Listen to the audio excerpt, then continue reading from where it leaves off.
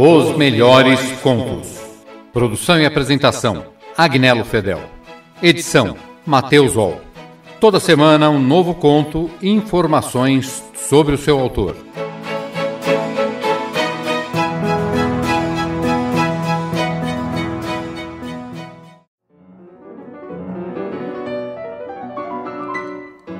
Horácio Silvestre Quiroga Fortaleza nasceu em Salto, no Uruguai, em 31 de dezembro de 1878 e foi um escritor uruguaio famoso por seus contos, que geralmente tratavam de eventos fantásticos e macabros na linha de Edgar Allan Poe e de temas relacionados à selva, sobretudo da região de Misiones, na Argentina, onde Quiroga passou parte de sua vida. Sua vida foi bastante atribulada. A morte do pai quando ele tinha 4 anos, o suicídio do padrasto, a morte do melhor amigo com um tiro acidental disparado por ele e o suicídio da própria esposa. Sua obra mais famosa são os Cuentos de Amor, de Loucura e de Muerte, de 1917, na qual se encontra o célebre conto A Galinha Degolada. Em 1937, após ter sido diagnosticado com câncer, Quiroga comete suicídio no dia 19 de fevereiro, na casa onde morava em Buenos Aires, ingerindo uma dose letal de cianeto.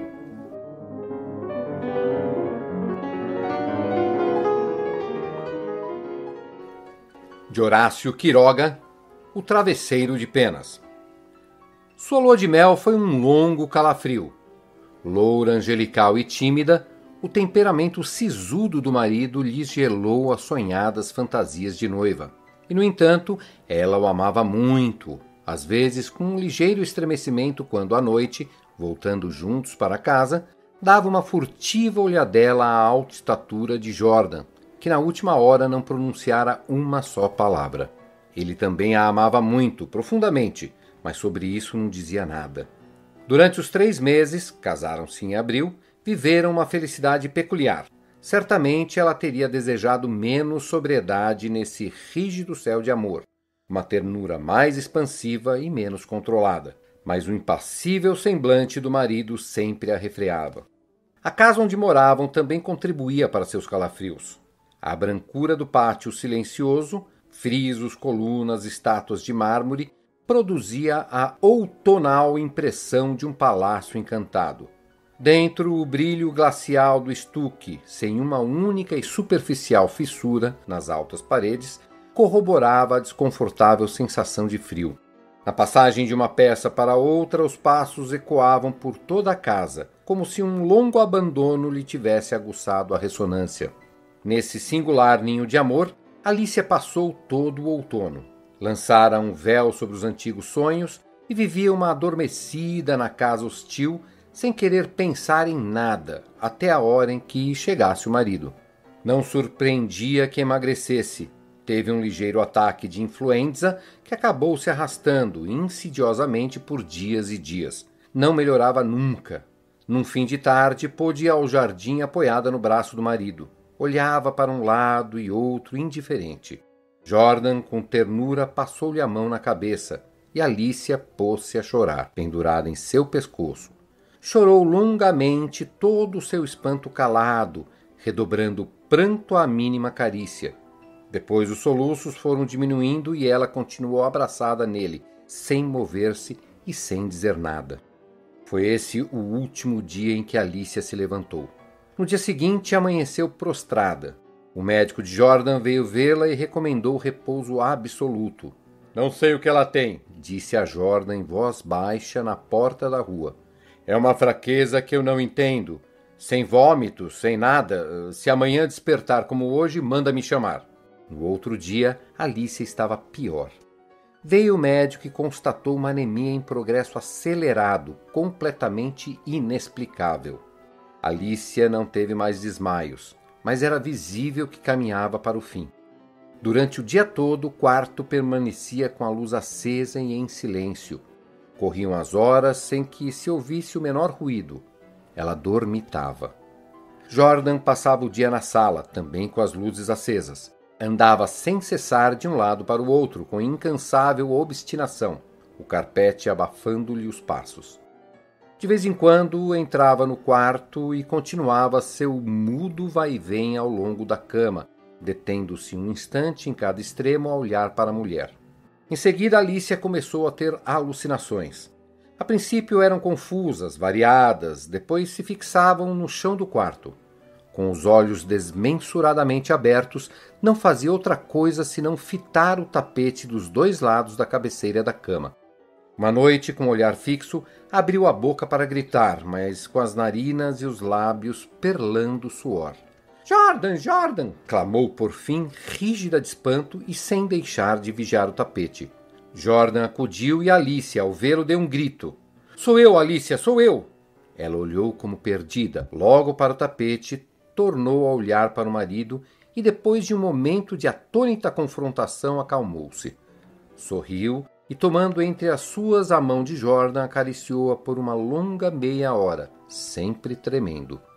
Entre suas alucinações mais pertinazes, houve uma que era a de um antropóide no tapete, erguendo-se na ponta dos dedos e com o olhar cravado nela. Os médicos voltaram a examiná-la, sempre em vão. Era uma vida que se acabava, dia a dia se dessangrando, hora a hora, sem que soubessem como e por que aquilo acontecia. Na última consulta, Alicia jazia em estupor quando lhe verificaram o pulso, um passando ao outro aquele braço inerte. Demoradamente a observaram em silêncio e depois passaram à sala. "É um caso gravíssimo", e o médico de Jordan balançou a cabeça desalentado. "Pouco ou nada se pode fazer." "Era só o que faltava", desabafou Jordan, dedos tamborilando na mesa com violência. Alicia se esvaía em subdelírios de anemia. Nas primeiras horas da tarde, seu mal se atenuava, agravando-se com a chegada da noite. A doença parecia não avançar durante o dia, mas no dia seguinte ela amanhecia lívida, quase em síncope. Parecia mesmo que tão só durante a noite sua vida escorria em novas vagas de sangue. Ao despertar, tinha a sensação de estar esmagada na cama por 1.000.000 de quilos. Desde o terceiro dia essa prostração não mais a abandonara. Mal podia mover a cabeça e não quis que trocassem os lençóis e a fronha. Seus terrores crepusculares avançavam agora sob a forma de monstros que se arrastavam até a cama e subiam laboriosamente pela colcha. Perdeu a consciência. Nos 2 dias finais delirou sem cessar a meia voz. As luzes continuavam funebremente acesas no quarto e na sala. No silêncio agônico da casa ouviam-se apenas o delírio monótono que vinha da cama e os surdos passos de Jordan. Alicia morreu por fim. A criada, entrando mais tarde no quarto para arrumar a cama vazia, olhou intrigada para o travesseiro.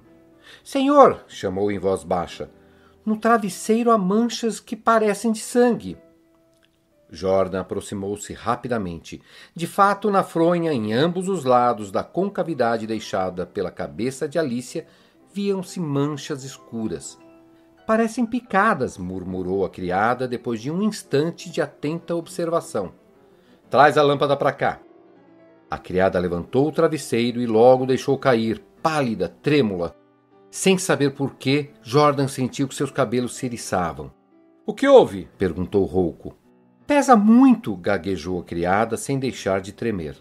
Jordan o ergueu. Pesava demais. Levaram-no para a mesa da sala e ali Jordan cortou a fronha e o envoltório interno.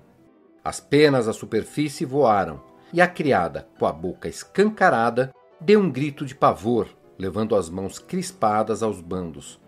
No fundo, entre as penas, movendo lentamente as patas peludas, havia um animal monstruoso, vivente e viscosa.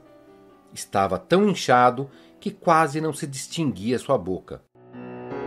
Noite a noite, desde que Alicia ficara acamada, aplicara aquela boca, aquela tromba, melhor dito, às têmporas dela para sugar-lhe o sangue.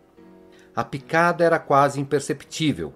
A mudança diária de fronha havia impedido a princípio seu desenvolvimento, mas desde que a moça não pudera mais mover-se, a sucção fora vertiginosa.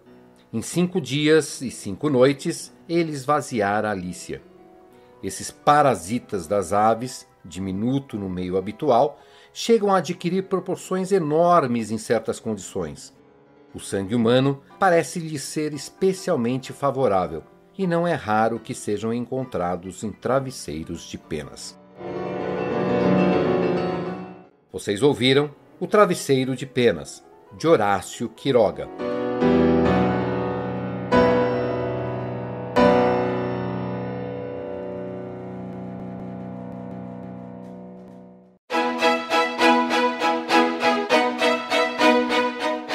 Os melhores contos.